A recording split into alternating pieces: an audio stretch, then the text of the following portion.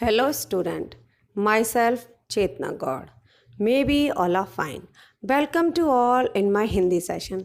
In this session, I will teach you chapter 2 all exercise. So, listen properly and pay more attention and note down on your notebook. So, now let us start our exercise. This is the exercise of chapter 2, Varn Vichar of your Udbodhan book. First of all, we will understand orally. Then you all must write in your fair notebook. Write proper, without mistake, with your good handwriting. Okay.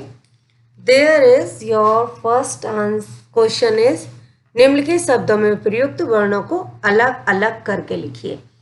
अब देखिए question के answer को solve करने से पहले हम ऊपर दिए गए एग्जाम्पलों से इसके बारे में कुछ समझेंगे, कुछ नहीं सारा समझेंगे। ओके, देखिए सबसे पहला वर्ड है यहाँ पर पंखा।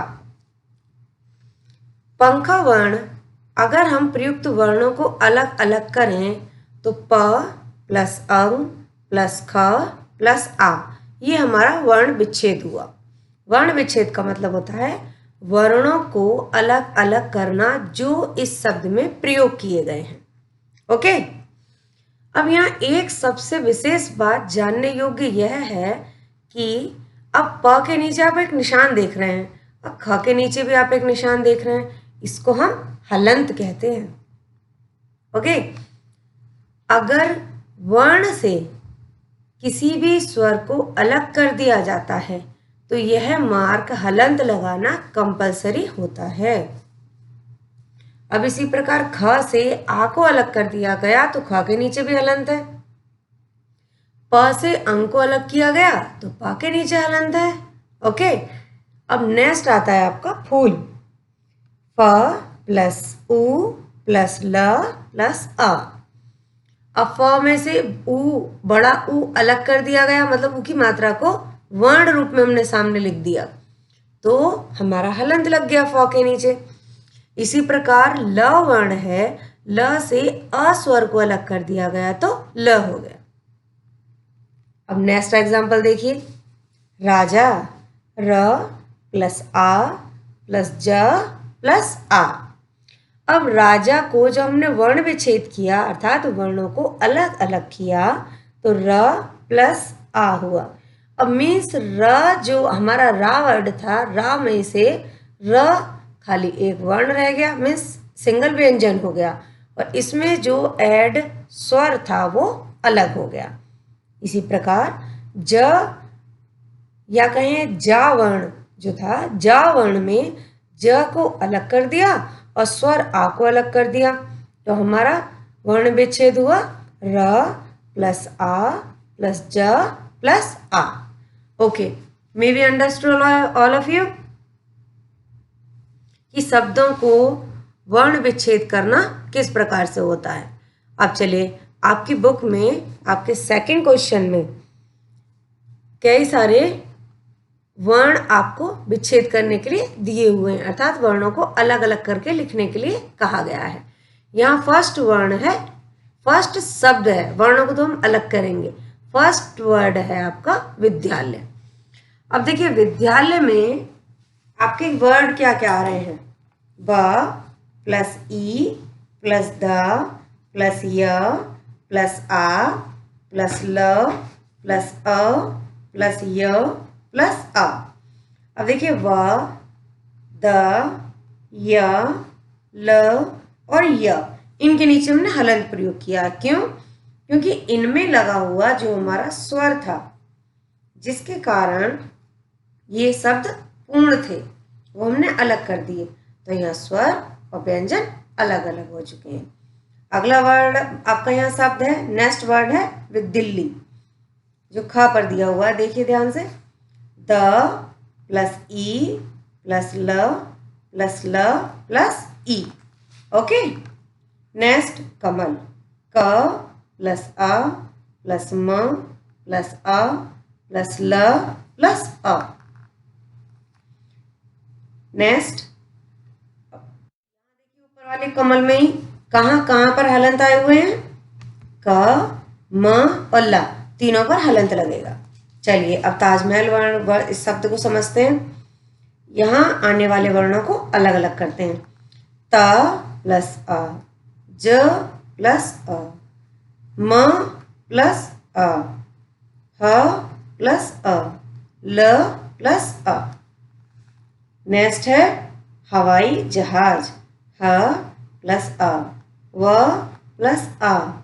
ई में कोई भी वर्ण नहीं है, ये तो खुद ही स्वर है, इसलिए ई का कोई वर्ण विच्छेद नहीं होगा, ई सिंगल ऐसे ही रहेगा। ज प्लस अ, ह प्लस अ, ज प्लस अ। अब देखिए ह व ई, ह व ज ह और ज, इन पांचों वर्णों पर हलंत लगेगा। ई स्वतंत्र है क्योंकि वो स्वर है, इस पर कोई हलंत नहीं लगेगा। अब आइए नेक्स्ट क्वेश्चन पर। ऐसे 3 शब्द लिखिए जिसमें विसर्ग का प्रयोग हुआ हो, जैसे प्रातःकाल। अब प्रातःकाल कौन सा विसर्ग लग रहा है? बीच में विसर्ग लग रहा है ना। चलिए अब ऐसे 3 वर्ड और देखते हैं, अतः, पुनः और प्रातः। नेक्स्ट क्वेश्चन, निम्नलिखित व्यंजनों में से स्पर्श, अंतस्थ और ऊष्म व्यंजन अलग अलग कीजिए। देखिए यहाँ पे बहुत सारे वर्ण दिए हुए हैं, इनमें क देखिए, क कौन सा है? हम लाइन वाइज ही इसको सॉल्व करेंगे। क स्पर्श व्यंजन में आ गया, ख भी आपका स्पर्श व्यंजन में आ गया, ग भी आपका स्पर्श व्यंजन में आ गया, परंतु ल आपका कहाँ आएगा? अंतस्थ व्यंजन में, क्योंकि अंतस्थ व्यंजन होते हैं 4, य, र, ल, व। तो आपका य कहाँ आ गया? अंतस्थ व्यंजन में। आपका श कहाँ आएगा? ऊष्म व्यंजन में। म आपका स्पर्श व्यंजन में। श षटकोण आपका ऊष्म व्यंजन में। फ आपका स्पर्श व्यंजन में और ह भी ऊष्म व्यंजन में। प आपका स्पर्श व्यंजन में। र आपका अंतस्थ व्यंजन में और ड आपका स्पर्श व्यंजन में। अब इस प्रकार देखिए कॉलम वाइज आपके कितने वर्ण हो गए? क, ख, ग, म, प, प और य। ये आपके हो गए स्पर्श व्यंजन। अंतस्थ व्यंजन में य, र और ल, और ऊष्म व्यंजन में श, स और ह। आइए अब नेक्स्ट क्वेश्चन सॉल्व करते हैं। निम्नलिखित वर्णों में अल्प प्राण और महाप्राण को अलग करके लिखिए। अब देखिए अल्प प्राण कौन से होते हैं और महाप्राण कौन से होते हैं, ये आपने चैप्टर की रीडिंग के समय पढ़े थे, पर फिर भी एक बार आपको मैं इन्हें रिमाइंड कराती हूँ। अल्प प्राण वर्ण किसे कहते हैं? ओके, अब मैं बताती हूँ ये क्या कहा जाएगा इन्हें। जिन वर्णों का उच्चारण करते समय मुख से श्वास वायु कम बाहर निकलती है या फिर कमजोर होकर बाहर निकलती है, उन्हें अल्प प्राण कहा जाता है। और महाप्राण जिन वर्णों का उच्चारण करते समय मुख से श्वास मात्रा में अधिक गति से निकलती है, उन्हें महाप्राण व्यंजन कहते हैं। चलिए अब देखते हैं कि यहाँ पर कौन कौन से अल्प प्राण हैं और कौन कौन से महाप्राण हैं। अल्प प्राण वर्ण देखिए, च, ज, ट, ई, ण, त, द, न, प, व, म, य, र, ल, व, क, ग, ण।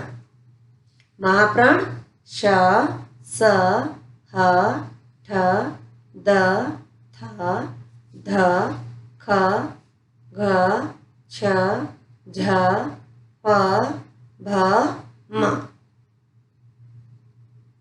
लास्ट वर्ड योर था।